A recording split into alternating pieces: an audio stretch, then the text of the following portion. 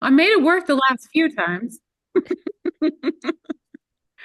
All right. So thank you guys for giving me all a quick overview of what you are doing. I will give you guys a quick overview of who I am, and then we'll jump right into it. My name is Genevieve Brazelton. I'm the founder of the Bitter Housewife. We make cocktail bitters in Portland. We've been around for coming up on 11 years now. And we sell online, we do in-person markets, we sell on Amazon, we sell on Etsy, we do wholesale through distribution, direct wholesale. So we're in grocery stores and specialty markets. So we've done it all.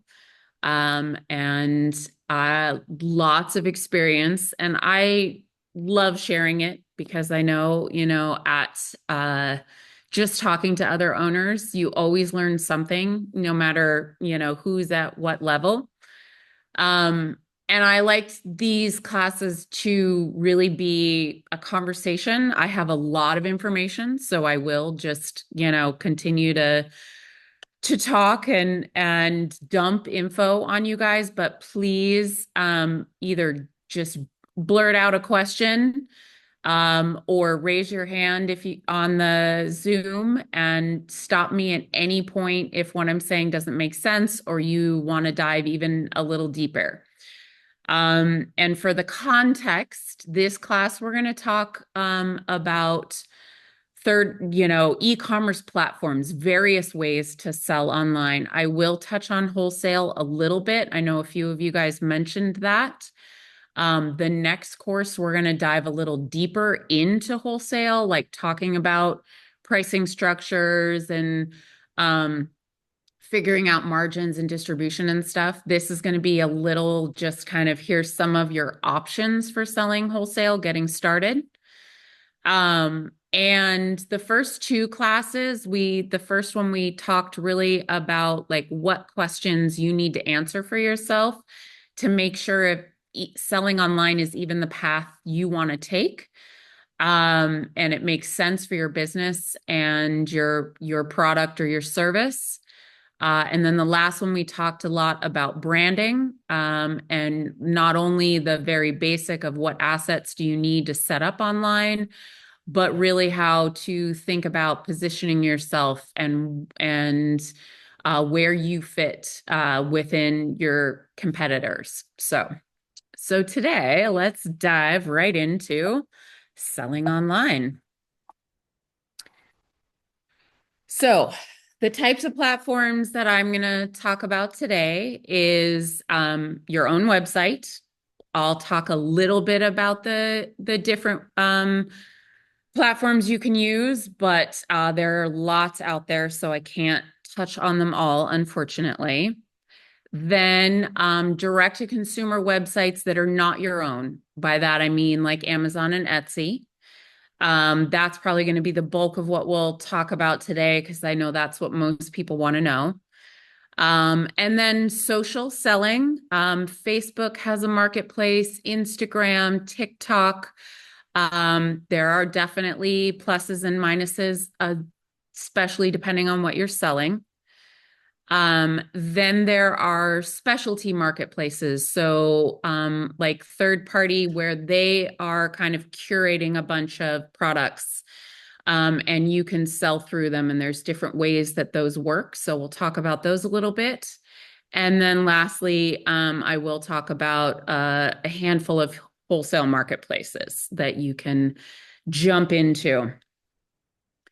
So, your own website, if you're selling direct to consumer, I would recommend, even if you think after all of this that Etsy or Amazon is probably where you want to put most of your energy, I still encourage you to have at least your own website as kind of your calling card. It is the place that you can control completely to introduce your brand or tell people more about your brand.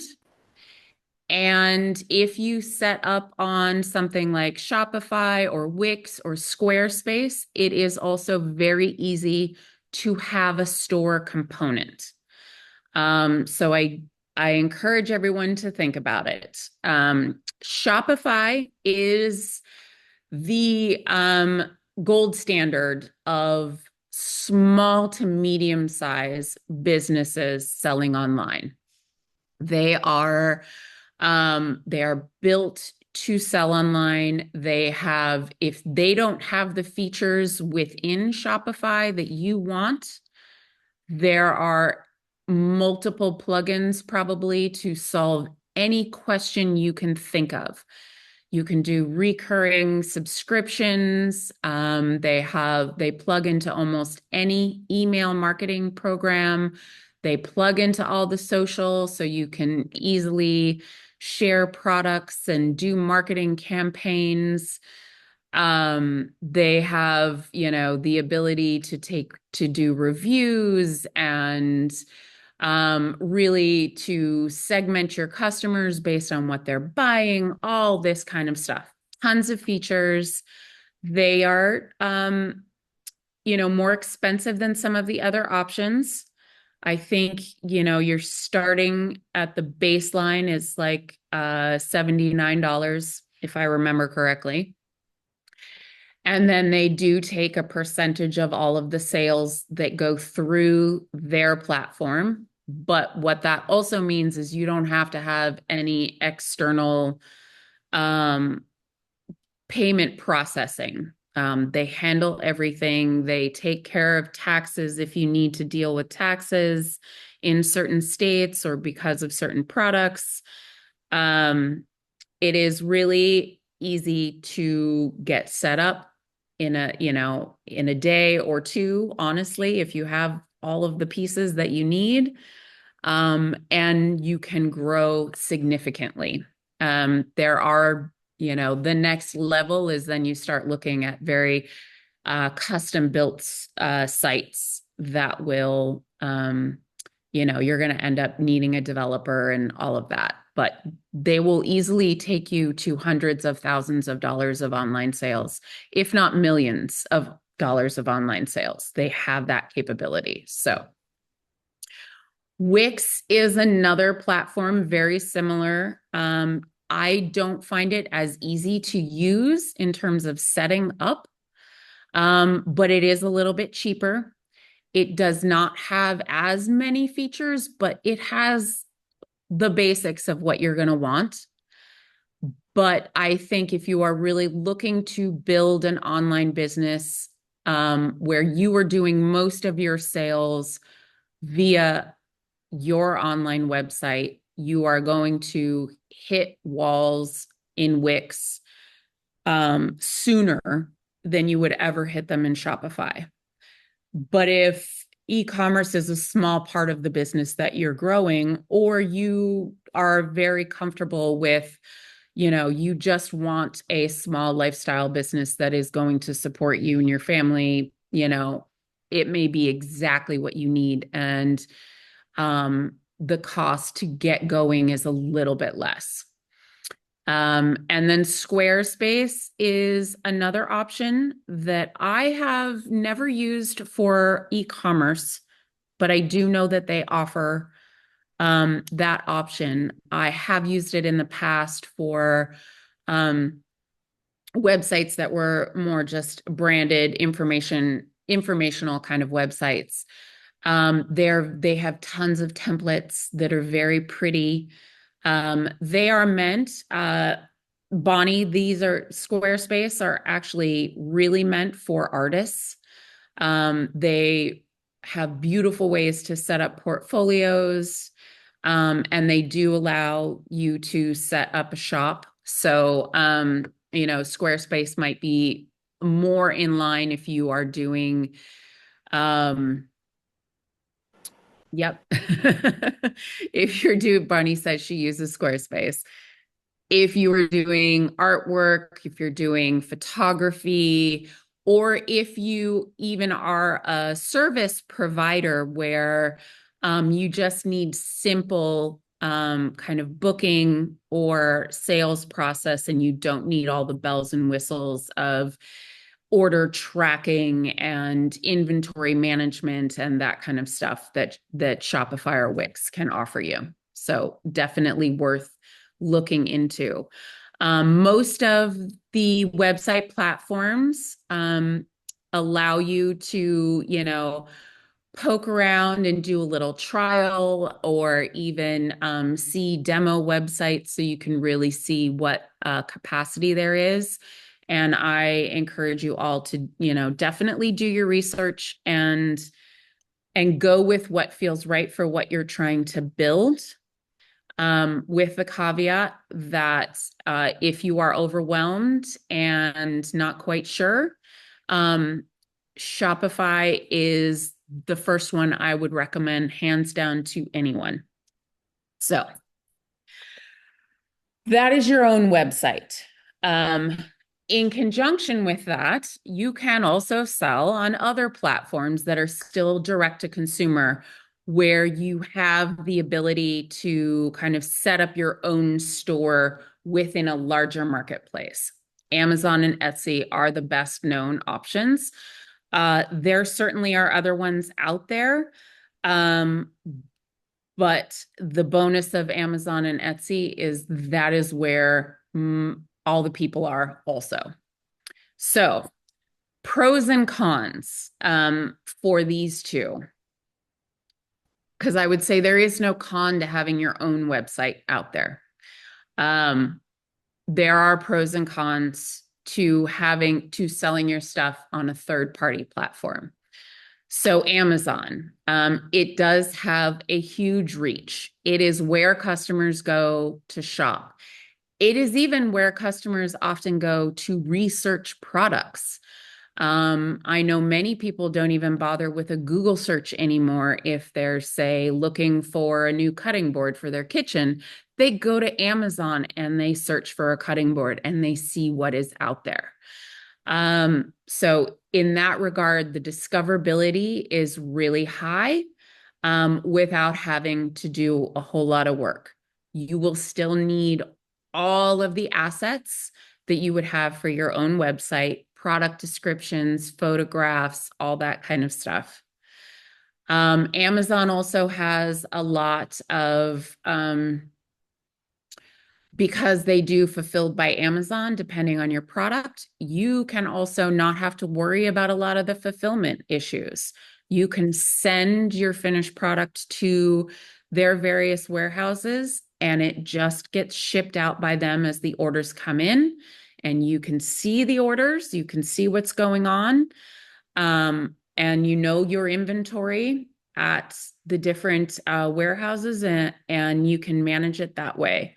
We do a combination of both fulfilled by merchant, which is when you are shipping out the orders that come through Amazon, or fulfilled by Amazon. They do also, Amazon plugs in really nicely to other fulfillment platforms.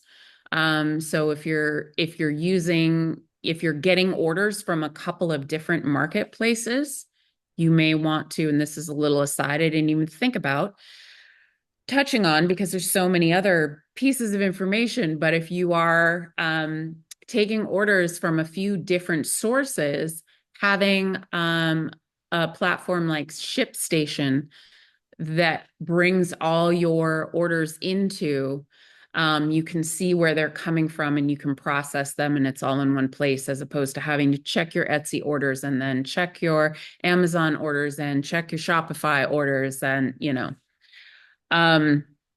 so they are built, they plug in, everybody works with them, everything is easy that way, and you can even have hands-off fulfillment. The downside is that you don't get direct access to your customers. The email addresses are anonymized to, a random string of numbers and letters at Amazon Marketplace. So you don't get an email that you are able to then follow up with the customer to try to get second purchases, all that kind of stuff. You do obviously get the shipping address, but you don't get any customer data. So if you are really trying to build an e-commerce brand, that can be hindering you because it is totally opaque. There is a lot of work to getting it set up, and it is not the most intuitive platform. They have a lot of, because they are so sophisticated, they have a lot of internal language that does not necessarily make sense right away. Um, and there are a lot of things you want to do on Amazon that you wouldn't worry about on your own website. This is also true of Etsy. Um, Amy, when you had mentioned the SEO part of things, Yeah. using keywords, the right keywords for both in your product descriptions and even in the title of your products will help you get found because there is, the bonuses people are looking there, but there are so much competition. So Yes. how many other things are you going to be held up against? Um, on your own website, you don't need to worry about making sure you've loaded in all the right keywords so you show up when people are searching for home goods, whatever bigger thing you might fall into. So there is a lot of that kind of back end set up that does take quite a bit of time with Amazon. They also they do have a fair amount of selling fees. Not only do they take their cut of the sale, um, the Prime members don't pay for shipping. So you have to end up eating the shipping on that. If you charge shipping to customers, Amazon has trained a lot of people that shipping is free. So they will try to either find somebody else who is selling it and not charging shipping, or they may go with another product. So that's something to think about. And if you do the fulfilled by Amazon, there are extra fees associated with that. So it is good to take a look at all of the percentages of the fees that they take and make sure you're pricing accordingly. For instance, we sell our bitters on our own website. The standard bitters are $17, but we sell it for $1 more on Amazon and we still, that is not enough to cover the fees and the shipping costs, but it helps to ease it a little so that it kind of matches not our direct customer sales, but it matches more of our wholesale sales. Um, so there is a lot that goes into figuring out the pricing to make sure that you're actually making money, because it is real easy to think that you are suddenly selling all of this product and you look at all the fees and the amount of money that finally gets deposited into your account, and it can be less than the cost to make the item if you have not really worked it through. Um, the other negatives for Amazon is that if you do sell wholesale to other retailers, they may also be on Amazon, and you have to compete against them for your own items. If you are diligent and you are paying attention, you can easily own your brand and be the first one that is served up. But often, if you look, if you're searching for something on Amazon, you find the product you want to buy, the buy box they call is the one that you see that's really easy, the big yellow button that says buy now. But oftentimes below that, you will see um, purchase from other retailers or available for this price from other retailers. And it is not a given that you being the maker of the product, that you will get that buy box. So you might be one of those other retailers, but if not, you may find that those other retailers are selling your same product at a cheaper price, or they are not charging shipping, or they have less shipping. You also may find that they have your product up there, but the photos are not to your standards, or the description is off, or sometimes they even just put wrong data in there, the wrong size, the wrong, volume size for a container. So you're always having to police all of that and make sure that you are the true source of all of the data. There is also a serious lack of support if something is not working for you on Amazon, or if you find like your product randomly gets delisted. We had we have 8 different flavors of bitters. All of them were showing up fine, no problems, except for one flavor, because for some reason it had gotten classified as wine. We had no control over it. We couldn't change it. All we could do was appeal that decision, and it takes a long time. It took multiple back and forths because I think you don't usually get a real person at first, and so you have to say just the right thing. And it is a lot of work. It is ongoing to police everything, make sure the data is right. On the other hand, we sell more on Amazon doing almost nothing than we do on our own website. So, is it worth it? It very much can be. But it is not a just put up the product and ship it out and never think about it again. So,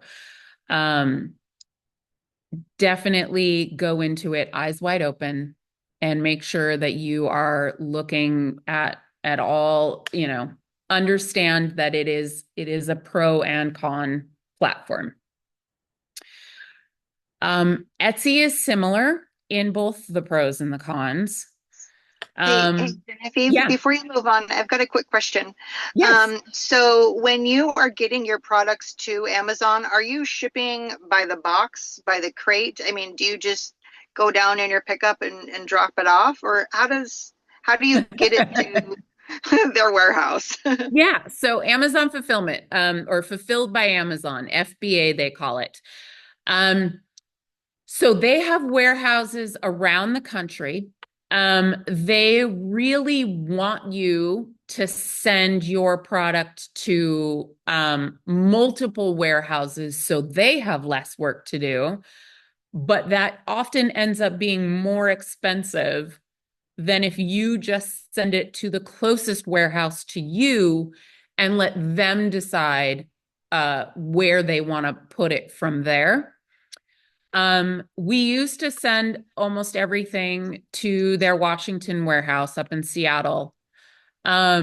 Recently, we have not been able to do that for totally unknown reasons. It is no longer a drop-down option. Couldn't tell you why. It is just another thing that happens with Amazon. So we now send everything to Ohio, and then they decide where it's going to go from there. You also get to decide how much you send at a time. So you do want to play a little bit of a game of how much can you package in a box that is reasonable but doesn't cost too much, based on weight, based on size of box, based on how far you're shipping. So it is a little bit of a guessing game. You can even send pallets of product if that is the scale that you're at and you're moving it fast enough, but they will also charge you storage fees for having your product there. So you want to kind of find that happy medium of having it move fast enough so that it's not sitting there and they're charging you extra fees for that, but you're also not constantly running out. They will give you, you do need to sell on Amazon for a little while before you can do the fulfilled by Amazon, is my understanding. Because they want to kind of see what volume you're doing already, and they will Hmm. give you suggestions.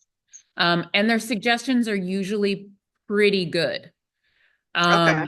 So like we send everything. We have found for us a box of 48 of one flavor it's a reasonable size box. It doesn't cost too much to sell. It's safe to ship.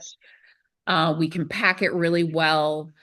Um, and our top selling flavors, we send two or three of those 48 size boxes every other month, say, and others we send one of those boxes every 6 months, and it varies. But you can go in every day and see what their inventory is, and they'll tell you, we suggest you send 12 more units in the next 5 days. So you get pretty detailed information.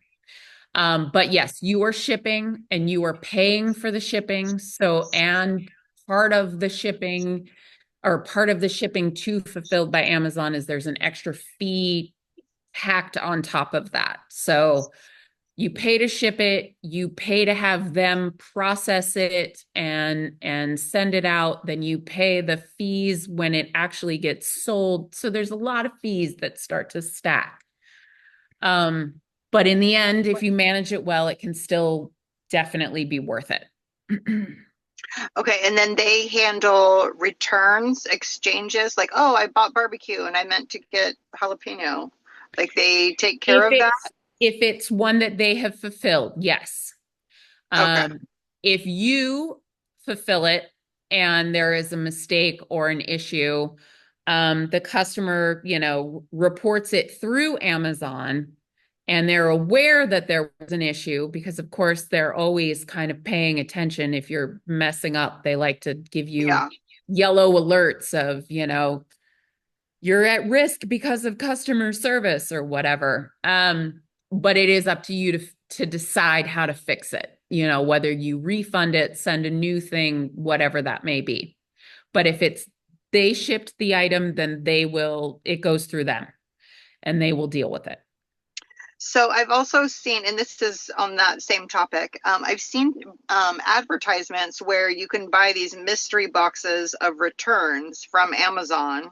And so when people return their things to Amazon, is that going like back into your inventory? But something for like bitters, like that's like a food item. I don't know if I would Mhm. want it back. You know what I Right. mean?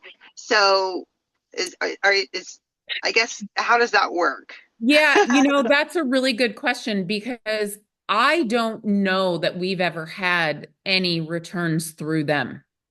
Okay. Um, which is, they rarely make mistakes, which is good. But part of that is because every single item needs to have a barcode on it, that they have produced that they can scan and they're making sure they're throwing the right thing in the box. Hmm. So they are very efficient that way. That said, I don't know exactly how they handle it in terms of inventory. I would imagine most of the time, at least from a consumer point of view, if you order something and it's wrong, Amazon doesn't want it back. They just ship you a new one. And they assume the wrong thing is just a cost of selling and it gets written off. So Okay. I'm fairly certain that most of the time, especially for low dollar items, that's what happens. Okay. Um, there, I do think there are some items that they will ask you to return or you can return. Um, I have heard of those boxes. I don't think those boxes actually have much to do with Amazon. It's a weird secondary thing. Mm, Um, it is like them just kind of getting rid of inventory that doesn't fit in their data system anymore. Something went wrong and it just got shoved to the side. So, okay. Oh, good info. Okay, thank you. yeah. Can I say something? Yes. Yeah, so I used to have a different business while COVID was going on, and actually the returns that they say are Amazon returns, they're actually not. The Amazon sells them, and so it's other people buying the returns. And Amazon doesn't do a lot of food takebacks. They throw it out. It doesn't go in those boxes because food and prescriptions are a whole different level. Yeah. Um, so it's a whole different thing. So they don't actually sell the returns. And if you get a box and buy it like a bulk box of returns, it's actually somebody else like doing what you're talking about doing is they send it to Amazon to be fulfilled. They're actually really not fulfilled by or made by Amazon, or they're not Amazon returns. Yeah. They buy them from a corporation like a different warehouse. So Yeah. But food items they're not gonna take them back. yeah, they don't take them back usually. Yeah. And then And if they do, they don't. They go in like the trash. They dispose of them. Yep. Chantrice, did you have a question? yeah. Yeah, I do have a question. One of the things that I'm gonna be looking at doing, possibly is I think I mentioned it when I came in, was electronic books. So I'm curious to know, like, how does the Amazon and Etsy handle, well, not so much Etsy, but Amazon handle services and products that are not a physical product? Um, or like, how Yeah, does that and work? I wish I could answer that for you, and I honestly don't know. I just Okay. Because actually I have only ever worked in physical products. I do know that there is a lot of YouTube support out there Okay. for doing digital products on Amazon and on Etsy. Etsy, I know a little bit more about in that Mm-hmm. you basically are sending a PDF or a link Right. or some kind of protected access once Mm-hmm. purchased. Yeah. But I'm not sure how exactly that works on Amazon. So Yeah. So I was thinking, like, how transferable is it? Like, very familiar with the Etsy platform, but how yeah. does that transfer, I mean, I if at know all, on you Amazon? obviously can buy digital books on Amazon, Right. and I know Exactly. lots of people self-publish and Mm-hmm. do that.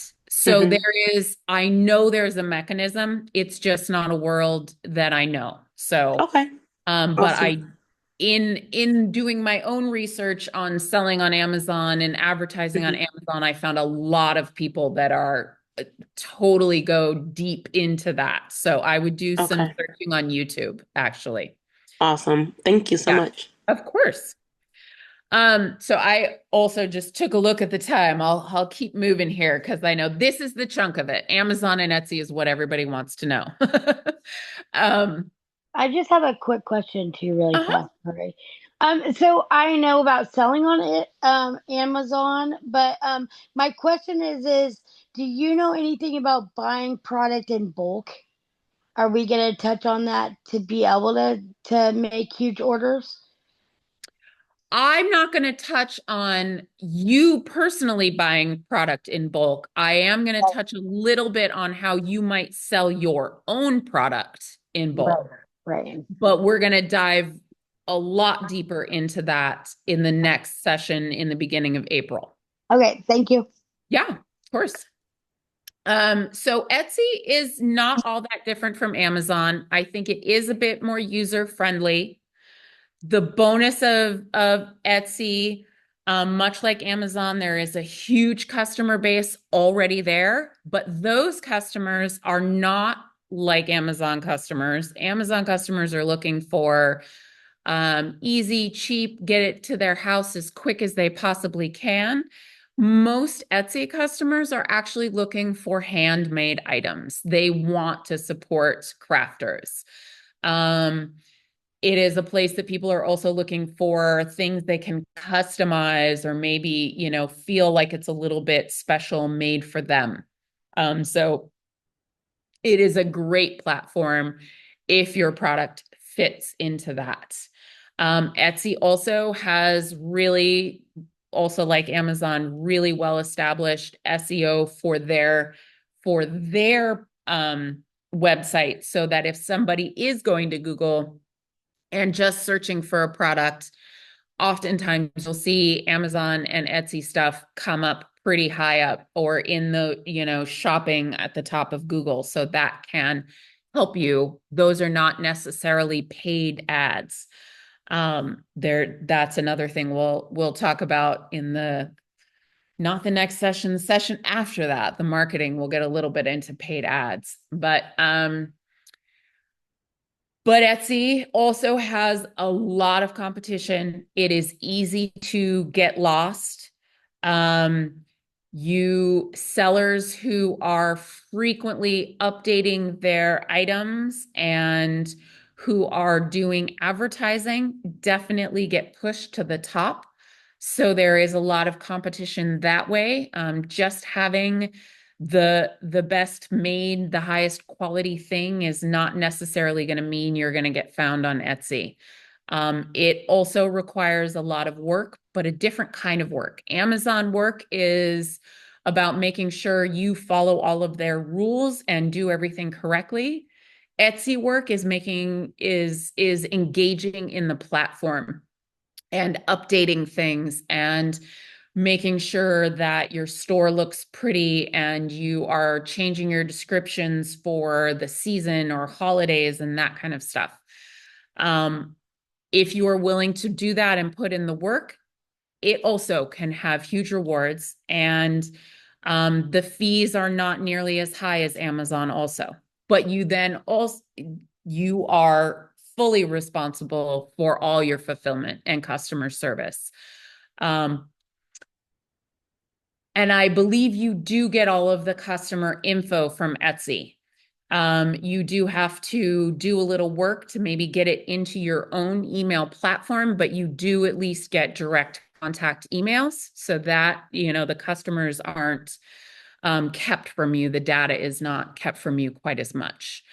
But you don't get a lot of the customer data in terms of like, how did they first find you and what else did they look on your website? And you don't get those kinds of things. And you also don't get a lot of customer metrics about, have they purchased this multiple times and what else have they purchased in the past? But I think it is a great way to also get started and test the market a little bit if you're not sure. Without setting up your own website. Because setting up your own website, people have to come and find you.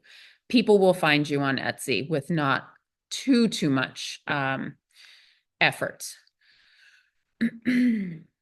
Oh, Bonnie says she has some of her coloring books. So Chantrice, if you take a look in the chat with Bonnie's comment. Okay, great. That actually does part of our ebook is coloring books. So Oh, awesome. Yeah. that's fantastic. Thanks, Bonnie. So let's move on. Unless anybody has questions specifically about Etsy, I was going to move on to social selling.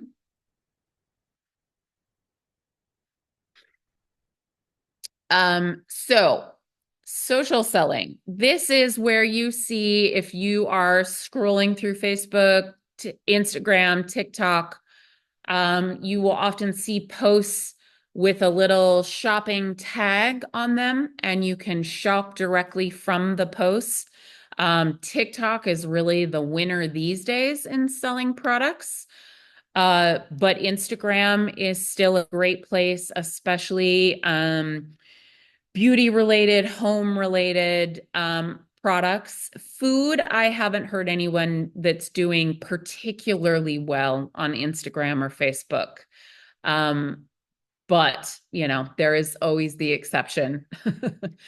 Um, the benefits of all of the platforms, the social selling marketplaces, is that again, you have this huge reach of really engaged customers. As they're scrolling, they're going to see, your whatever you're posting, ideally some great demonstration of your product and how it's going to make their lives better. And you can really capitalize on that impulse buy. All of the platforms do plug in very easily to Shopify. So the sales come directly in as though they were Shopify sales. You get the customer information. I would think that Wix and Squarespace also have pretty easy plugins for all of that. And it's also a great, place to offer sales and have that quick shopping. You can either load, or at least the way it used to be, is that you could load your products directly in and have a little Instagram shopping page that tied into your website, or you could kind of do a shop button that then took you directly to the product on your own website. I believe that second option has been changed in the last year or so, and you have to set up a marketplace. The negatives of these is that there are a lot of rules about what products can and cannot be sold. And they are constantly reviewing products. And they are reviewing them, and oftentimes they get it wrong. Especially if you sell a product that is a little odd. And it sounds like everybody is pretty straightforward, so I don't think you're going to have too many issues. We are on that border of, while we are not an alcohol product per se, we are alcohol adjacent. So we could never get our products approved on Facebook, even though other bitters sellers, other people were selling bitters, other brands. And you can never talk to a real person.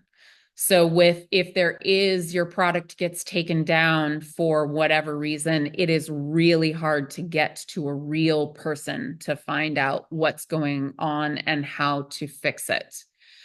The preference is also given to products that are brands, I should say, that are spending on advertising. So if you are not advertising your products, the algorithm doesn't feed your shopping posts up quite as high. So there is a lot of pay for play in the social selling.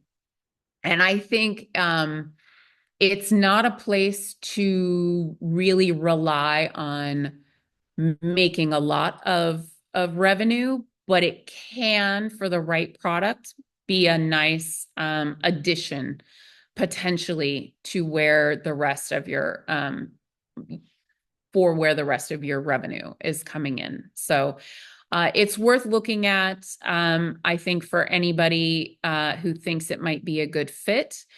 And the bonus is, you try it for a little bit. If it's not working for you, you can just take it down. It is very simple to set up. So in that regard, it's probably worth trying and seeing if it works out for you. So specialty marketplaces. Genevieve? Yeah. Oh, Yeah. sorry. Yes. Go ahead. Are there people or companies who manage selling on socials? Have you heard of any groups or folks that do that? I have heard that people do it. It is nothing I have really looked into deeply. I suspect it actually is maybe a nice little segue into, I suspect it is run much like a lot of these specialty marketplaces, where it is somebody who is curating items that they think go together well, and that they are getting a cut off of all of the sales. So it's basically an affiliate kind of relationship. Mm-hmm. People definitely do this on Amazon. You can set up Amazon stores where you are not making any products, but you're selling other people's products. So I could see that it is something along those lines. So the things to consider in that are, what are the terms? How is the relationship negotiated? Because a lot of them are often drop ship, which means that the order comes in through this marketplace, and then they pass the order on to you.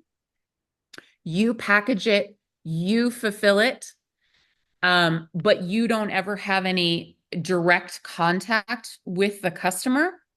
And the customer is never really, they are not your customer. They are the marketplace's customer. So oftentimes you will see dropship websites are, maybe they are a collection of home goods, and it is a blogger who talks a lot about interior design and DIY home, and they have put together a collection of items. And they want to feature yours, and that's great. But when the orders come in, they come in through this blogger's website. You have to fulfill it, but you never get the email address. You never, and then you just get a small percentage of the sale, say 40% of the total price. So it is definitely worth, exploring. Some of them can be a great way for you to find a new customer base if it is the right relationship, where maybe you are then able to put your own marketing materials in the package, or you do get the customer information at some point. Sometimes also the percentages that the dropship websites want are small enough that it's kind of like, well, let's just see what happens. And if it's some extra sales, great.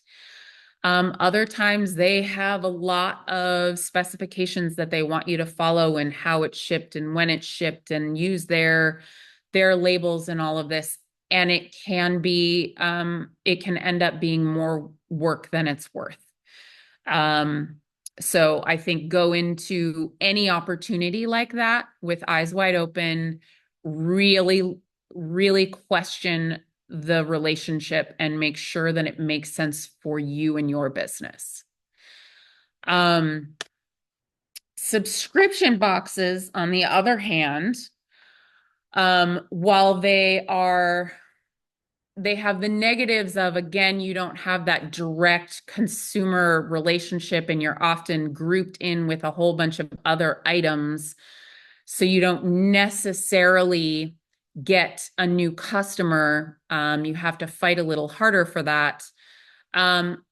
Oftentimes the subscription services, they just buy a big bulk purchase of your items, say 200 or 300 things, because they know they're going to sell that many of that box, and you just ship it off like it's any wholesale order, and it's great. And maybe you also get to throw some marketing cards in there, or they have a little write-up about what they've put in the box, and you get a little plug, and maybe you get some new customers out of it, and it's awesome. But you've made the wholesale sale, and it's great.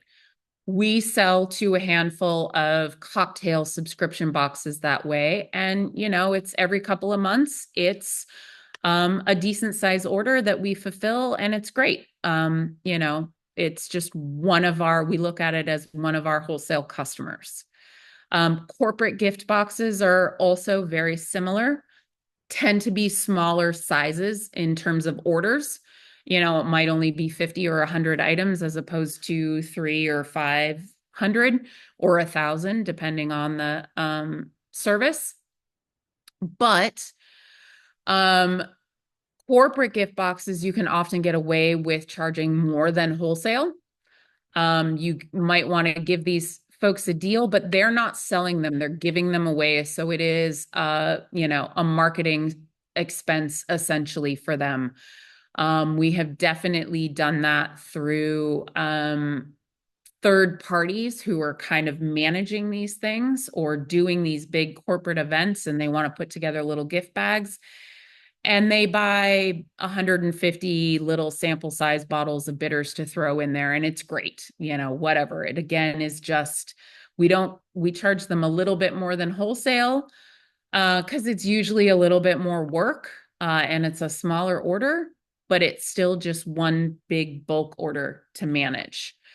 And there is a lot of options like these out there. So if you have the right item, it might be worth really doing some searching and building these relationships with these specialty marketplaces. And the last one that kind of falls into this too is you may see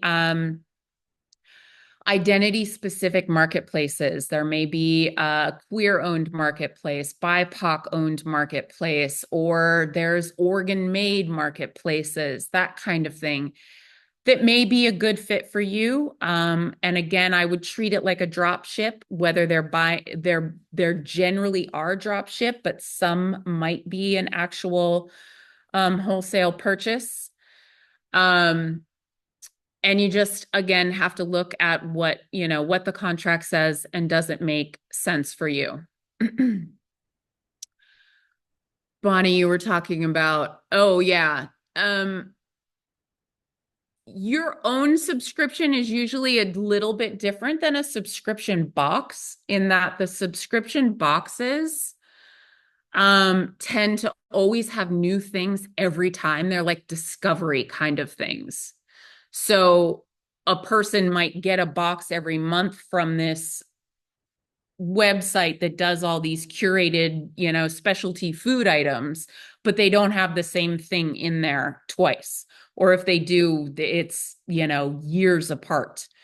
But yes, setting up your own subscription service on your website is a great thing to do if you have a product that people go through on a regular basis and want to have more of. I love the idea of a stationery club. Yeah. Yep. Tea towels. You run through them. They get stinky or oily, because you mopped up the wrong thing and you cut them with your knife or whatever. It's great. Yep. We used to do subscriptions we had a canned product that was something that people were drinking regularly and would buy. We had some folks that had subscription go out every 2 weeks, and other people it was every 2 or 3 months. But that is great. If you have a product that people buy regularly, I highly encourage you to look into a subscription plugin for your website. Recharge was one of the better ones out there. I know as we were shutting subscriptions down, there were new options that were becoming available that were great competitors. So Recharge may not be the gold standard anymore. Do a little research on Shopify plugins, but it's information you can find real easy on Google. Lots of opinions about subscriptions. So definitely something to consider. And then the last piece is the wholesale piece. Other way.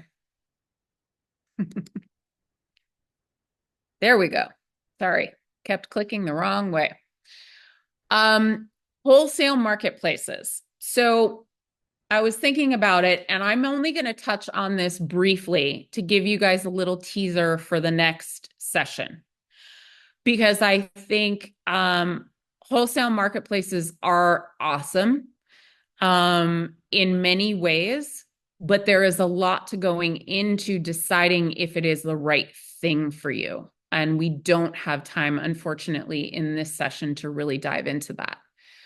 But if your product makes sense to be selling wholesale, to have other retailers selling it for you, Fair is a great marketplace to get started. There are a handful of other ones out there, but Fair has really dominated the market. They had the most money and they spent it and they crushed everybody else.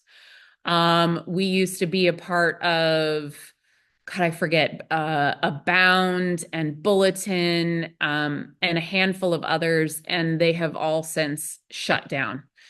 The only other one out there that I know of that is possibly going to give Fair a run for their money is called Air Goods.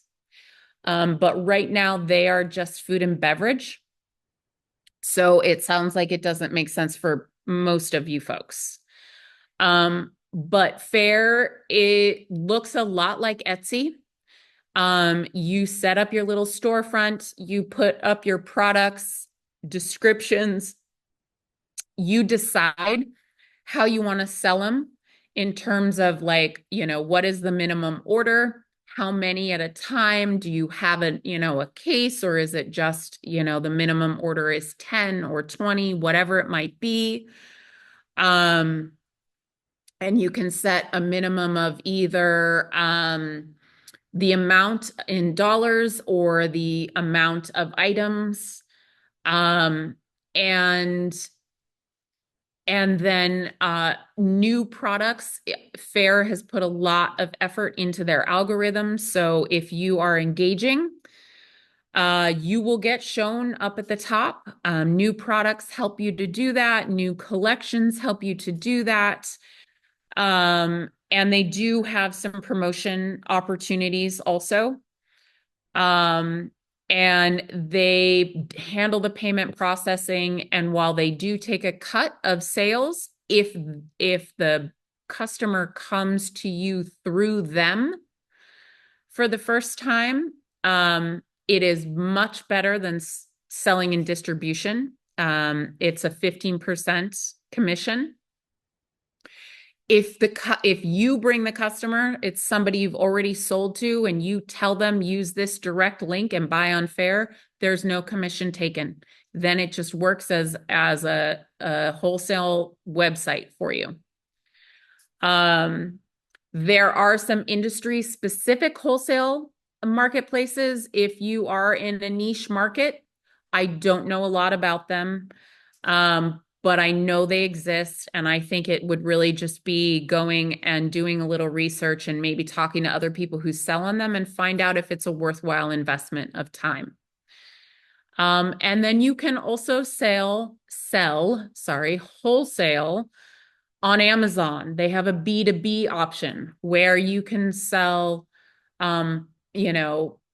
cases or larger bulk purchases at a discounted, and you are selling only to people who have registered as a business on Amazon.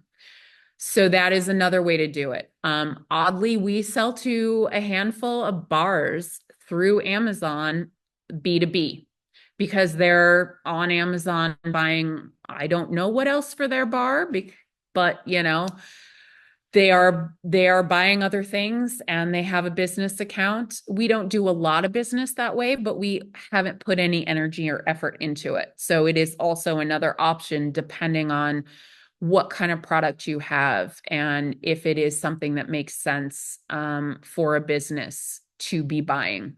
So another thing to look into. And I'm sorry that I did really rush through that last little bit. But if you are interested in wholesale, definitely come to the next session. Nicole will be sending out emails to everybody who's registered for this to let you know when we decide a date, but it will be early April. And we will really dive into wholesale and pricing and how to figure out if it makes sense for you. And then even white label, which is kind of an odd wholesale option. But to wrap it all up, I think it's not all platforms are for all products. So you do need to find what works for you. And it most likely will be multiple ways that you sell that help you to create a full rounded business. But definitely carefully weigh those pros and cons to make sure it makes sense for you. Just because someone else is doing an awesome job on Amazon does not mean it's going to work for you. And I also highly encourage you to have multiple ways to sell. Don't put all your eggs in one basket, because any single one of these platforms can shut you down at a moment's notice for reasons that don't make sense. We've had products pulled off of Amazon for no real reason. We actually had Shopify shut down our ability to take payments because they decided we were an alcohol product and we couldn't sell. All of these things happen. Somebody decides there's a new rule or they want to review things and you haven't ticked that right box, and you can be shut down for hours to weeks while you try to solve it. So make sure you have multiple ways to have money coming in so that is not the worst disruption ever that happens to you. So